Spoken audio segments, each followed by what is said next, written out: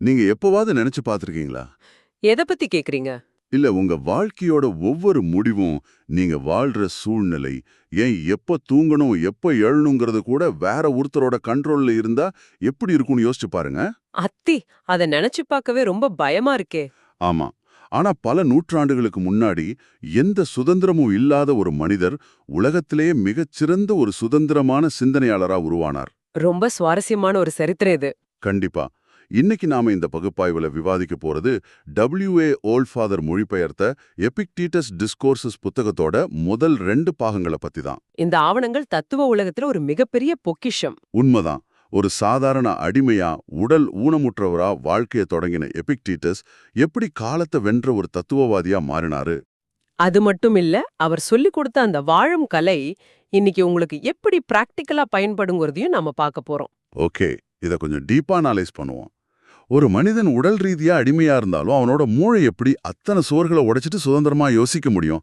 இது எனக்கு மிகப்பெரிய ஆச்சரியமா இருக்கு. அந்த ஆச்சரியம்தான் எபிக்டஸோட சிந்தனைகளுக்கான தொடக்க புள்ளியே. எப்படி சொல்றீங்க? இப்போ நாம ஸ்டோயிக் தத்துவம்னு மேலோட்டமா பேசுறோம்.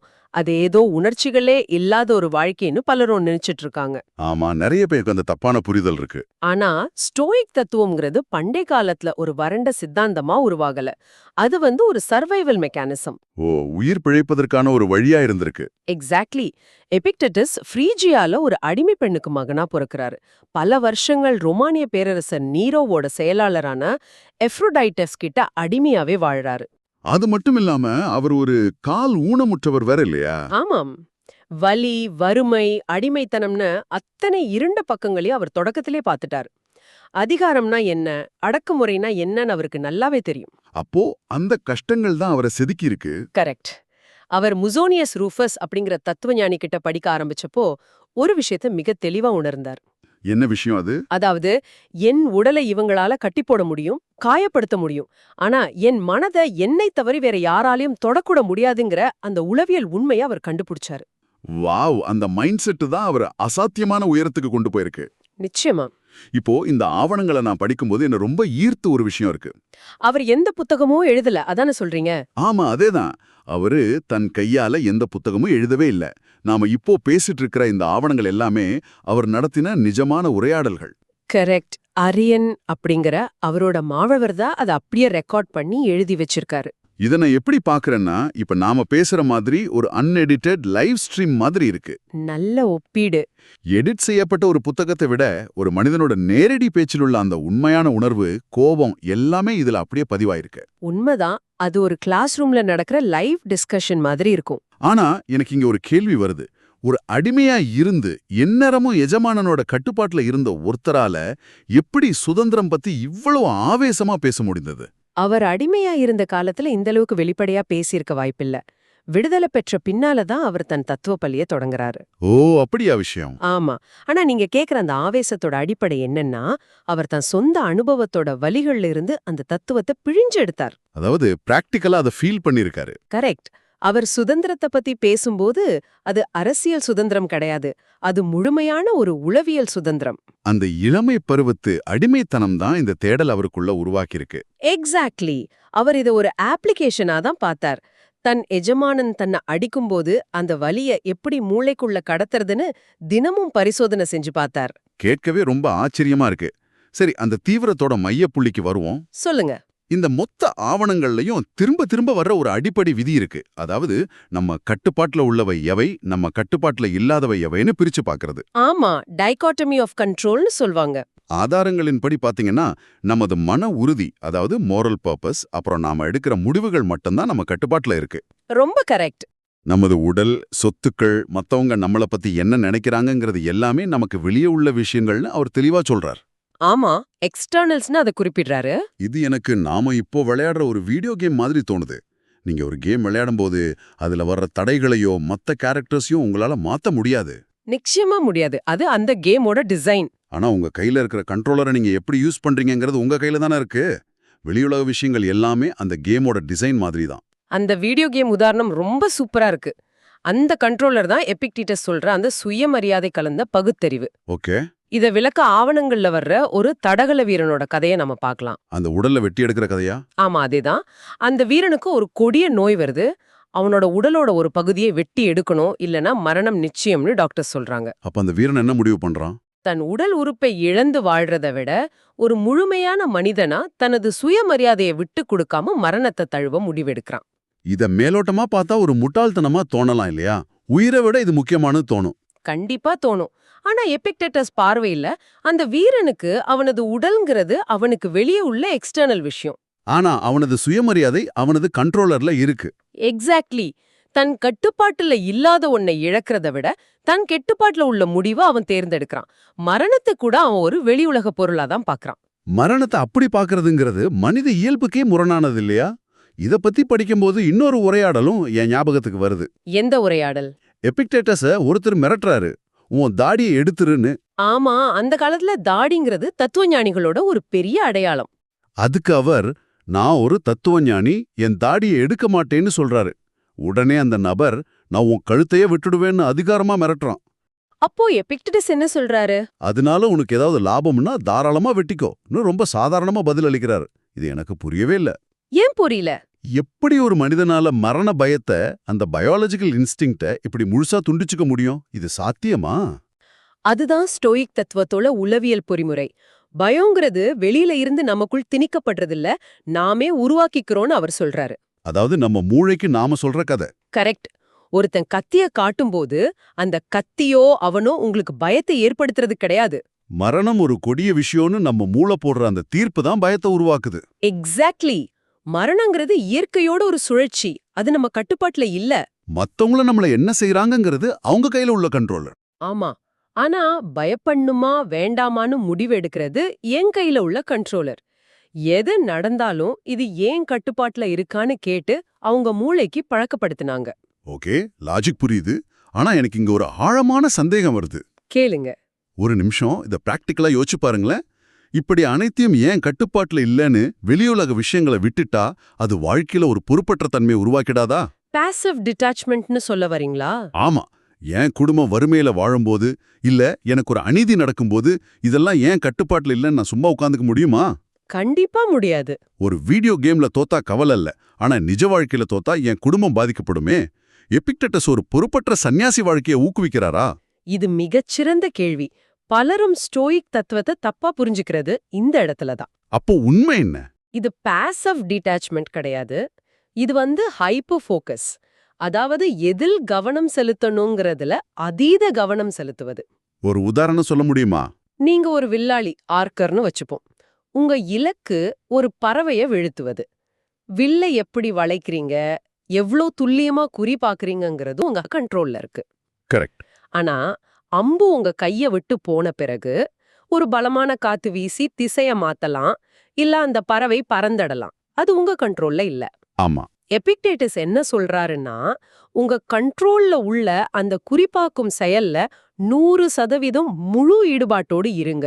ரிசல்ட் சாதகமா வரலையேன்னு அழக்கூடாது. எக்ஸாக்ட்லி. குடும்பம் வறுமையில இருந்தா பணம் சம்பாதிக்க உழைப்பது உங்க குறி. ஆனா பொருளாதாரம் சரியில்ல, முதலாளி சரியில்லைன்னு புலம்புறது காத்துல அம்ப தேடுறதுக்கு சமம். சூப்பர். அதாவது செயல்ல முழு பொறுப்பையும் எடுத்துக்கணும், ஆனா முடிவுல வர பற்றுதலை கைவிடணும். அப்படிதானே? ரொம்ப சரியா சொன்னீங்க.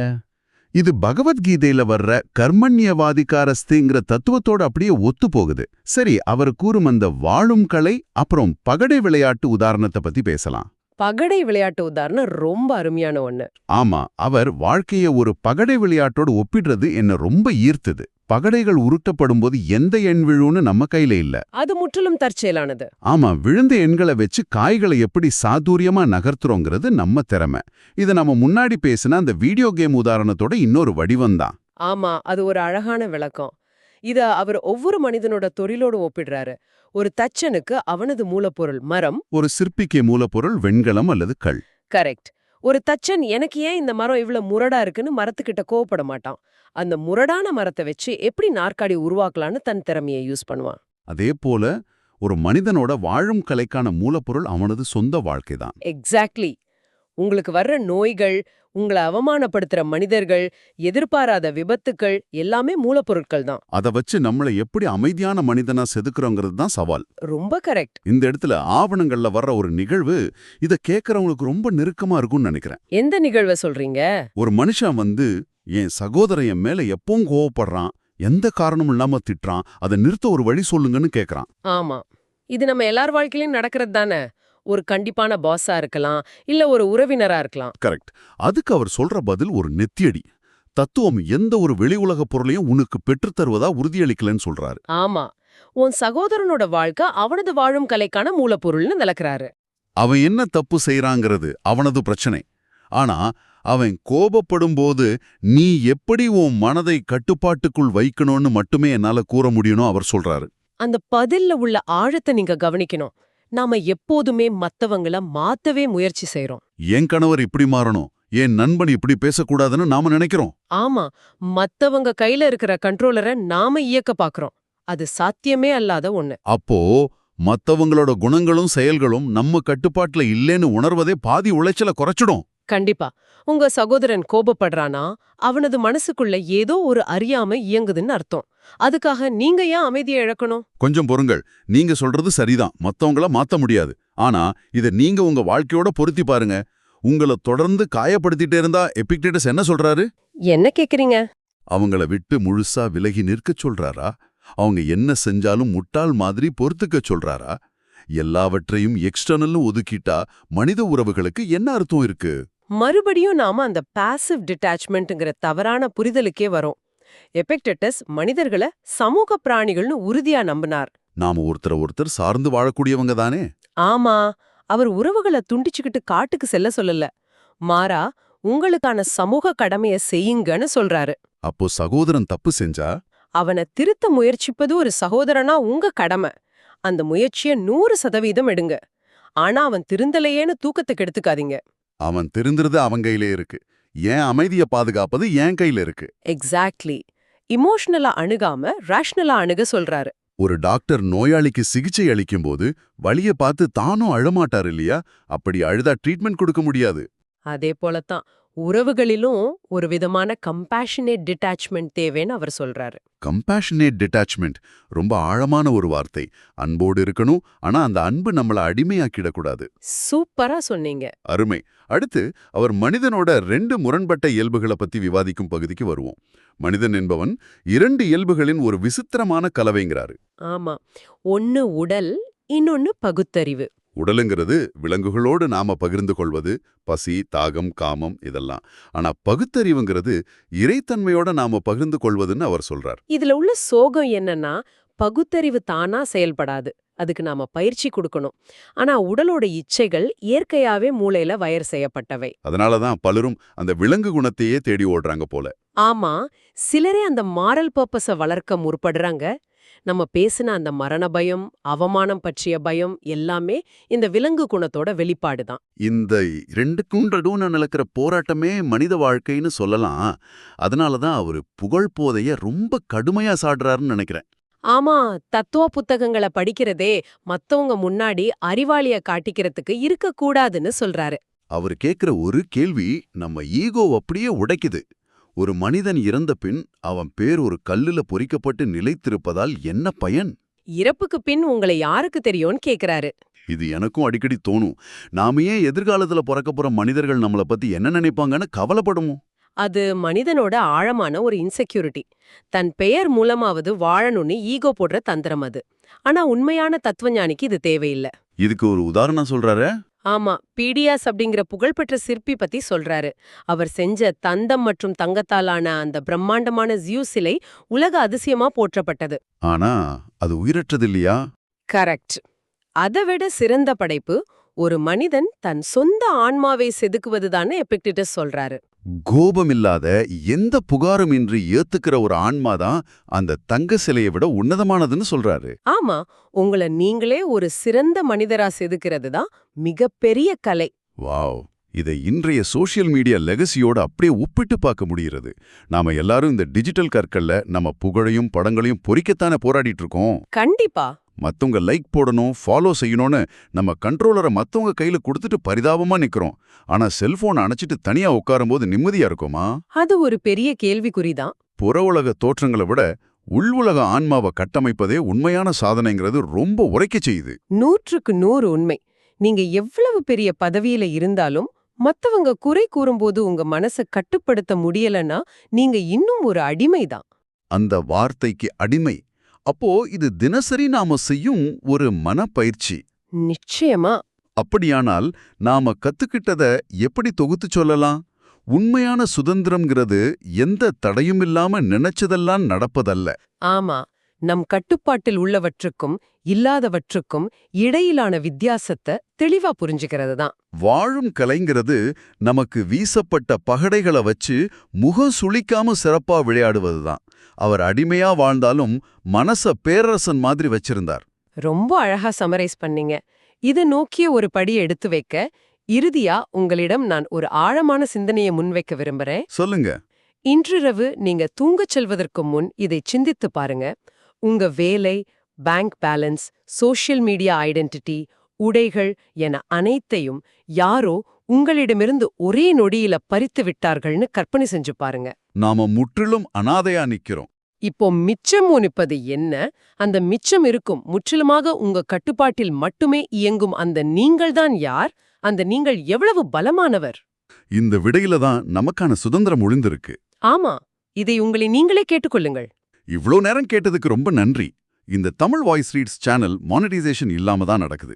இந்த ஆடியோ புத்தகம் உங்களுக்கு பயன் தருது என்று நினைத்தால் இந்த முயற்சி தொடர்ந்து போக உங்க ஆதரவு மிகவும் உதவும். என்னுடைய இந்த முயற்சிக்கு நன்கொடை அளிக்க விருப்பம் இருந்தால் டிஸ்கிரிப்ஷன்ல கொடுக்கப்பட்டுள்ள UPI ID மூலம் வழங்கலாம். உங்களால் முடிந்த அளவு போதும். சிறிய ஆதரவும் பெரிய உதவிதான். இந்த வீடியோ உங்களுக்கு பயனுள்ளதாக இருந்தால் சப்ஸ்கிரைப் பண்ணுங்க. மற்றவர்களுக்கும் பகிர்ந்து கொள்ளுங்கள். இந்த கருத்துக்கள் அவர்களுக்கும் தேவையாக இருக்கலாம். லைக் பண்ணுங்க, உங்க கருத்துக்களை கமெண்ட்ல பகிருங்க.